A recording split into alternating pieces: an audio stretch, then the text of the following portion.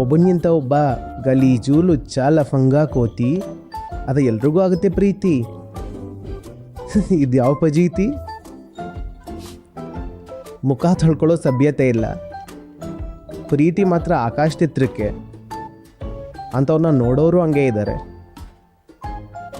ಅವ್ರ ಪ್ರೀತಿನ ನೋಡೋಕ್ಕೆ ಲಕ್ಷಾಂತರ ಜನ ಪ್ರೇಮಿಗಳು ಕ್ಯೂವಲ್ಲಿ ನಿಂತಿದ್ದಾರೆ.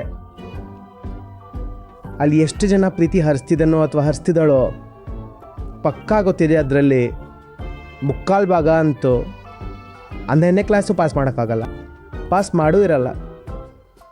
ಎಕ್ಸಾಮ್ ಥರನೂ ಬಂದಾಗ ಇಟ್ಟಿರ್ತಾರೆ, ಕಾಪಿ ಮಾಡೋಕ್ಕೇನಾದರೂ ಐಡಿಯಾ ಇದೆಯಾ? ಐಡಿಯಾನು ಅವ್ನು ಲವರ್ಸೇ ಮಾಡಿಕೊಡ್ತಾರೇನೋ.